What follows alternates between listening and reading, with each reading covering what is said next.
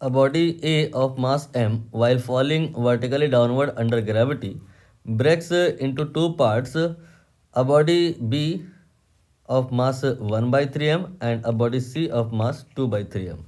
The center of mass of bodies B and C taken together shift compared to the body A.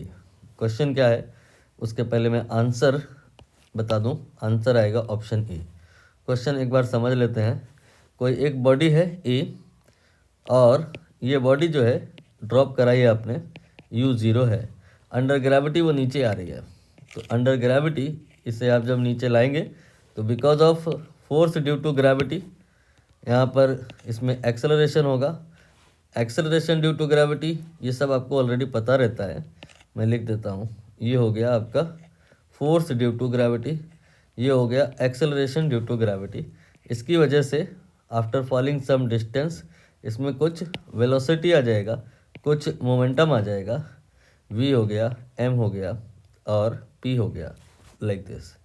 और अब क्या हुआ, इस particular time पे इस बॉडी के दो पार्ट हो गए।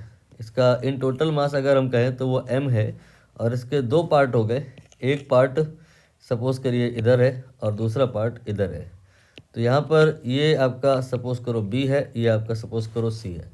तो इनके मास इन्होंने बताए हैं कि ये m/3 है और इसका जो मास है वो 2m/3 है। टोटल मास m है, आप देख लो टोटल मास इन दोनों का जोड़ के ये m है। तो a में जो मोमेंटम होगा वो तो आपको कट टू कट दिख रहा है कि वेलोसिटी नीचे है, मोमेंटम नीचे है, वर्टिकल डायरेक्शन में है, हॉरिजॉन्टल डायरेक्शन में कुछ नहीं है। तो हॉरिजॉन्टल डायरेक्शन में कोई मोमेंटम नहीं है। इससे ये साबित हुआ कि जितना वेलोसिटी या जितना मोमेंटम बी में आएगा इन केस हॉरिजॉन्टल डायरेक्शन में, उतना ही इसमें भी आएगा हॉरिजॉन्टल डायरेक्शन में। अपोजिट होगा, equal and opposite you can say. और वर्टिकल डायरेक्शन में जो मोमेंटम होगा यहाँ पर जितना है उतना ही इन दोनों में भी इन टोटल पाया जाएगा। फॉर एग्जांपल अगर हम ऐसा कहें कि जो ये b है इसमें जो मोमेंटम आएगा पी वाई बी आएगा और c में जो मोमेंटम आएगा वो पी सी आपका आएगा, पी वाई सी आएगा, पी वाई सी। ठीक है, तो जो ये टोटल मोमेंटम y डायरेक्शन में है b में, ये पी वाई बी ये आपका P Y B P Y C के बराबर हो जाएगा। तो यहाँ पर जो ये मोमेंटम डेवलप हुए हैं इसकी वजह से इसमें कोई संदेह नहीं कि इनका मोशन हॉरिजॉन्टल डायरेक्शन में होगा, हॉरिजॉन्टल डायरेक्शन में भी होगा। इनकी जो ट्रेजेक्ट्री होगी वो कुछ इस प्रकार से होगी, इनकी जो ट्रेजेक्ट्री होगी वो कुछ इस प्रकार से होगी। बट यहाँ पर जब ये ग्राउंड पर रीच करेंगे, हो सकता है टाइम थोड़ा आगे पीछे हो जाए, लेकिन जब ये ग्राउंड पे रीच करेंगे, ये यहाँ पे पहुँचेगा, ये यहाँ पे पहुँचेगा, तो इसका बी का और सी का जो सेंटर ऑफ मास होगा वो वहीं होगा जहाँ ए रीच करता अगर ब्रेक ना होता देन। मतलब थ्योरी ये कहती है कि जो सेंटर ऑफ मास का एक्सपेक्टेड पाथ है वो मेंटेन रहेगा, that will not change. Why? वो इसलिए कि कोई एक्सटर्नल फोर्स, ये कहना सही नहीं होगा, कोई एडिशनल फोर्स नहीं आया। मतलब ए पॉइंट ए पर एक mg फोर्स नीचे को लग रहा था और अब ये जो ब्रेक हुआ इन दो पार्ट में ब्रेक हुआ, तो इसमें भी तो इन टोटल mg ही लग रहा था। हाँ, वो एक अलग बात है कि इसमें जो लगेगा वो mg/3 का लगेगा और इसमें जो लगेगा 2mg/3 का लगेगा।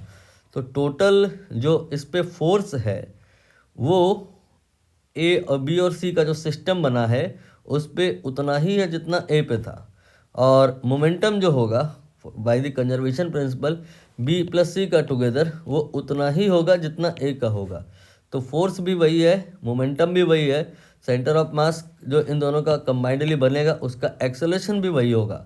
तो इस यहाँ पर इन दोनों का जो सेंटर ऑफ मास है उसका इनिशियल वेलोसिटी वही है, उस पर जो सेंटर ऑफ मास पे एक्सेलरेशन आएगा वो भी वही है। तो सेंटर ऑफ मास जो इसका होगा वो कहीं नहीं जाएगा, ये ज़रूर इधर उधर जाएगा, ये ज़रूर इधर उधर जाएगा, बट जैसे जैसे ये इधर को जाएगा वैसे वैसे ये इधर को जाएगा। ऑल टाइम यहाँ पर सेंटर ऑफ मास मेंटेन रहेगा। फॉर एग्जांपल जैसे कि मान लो ये यहाँ पे आ गया, ठीक है, और ये यहाँ पे आ गया, यू कैन रियलाइज़ कि यहाँ पर जो इनकी ये डिस्टेंसेज होंगी, यहाँ पर m1 x1 बराबर m2 x2 रिलेशन से सेटिस्फाई हो जाएंगी।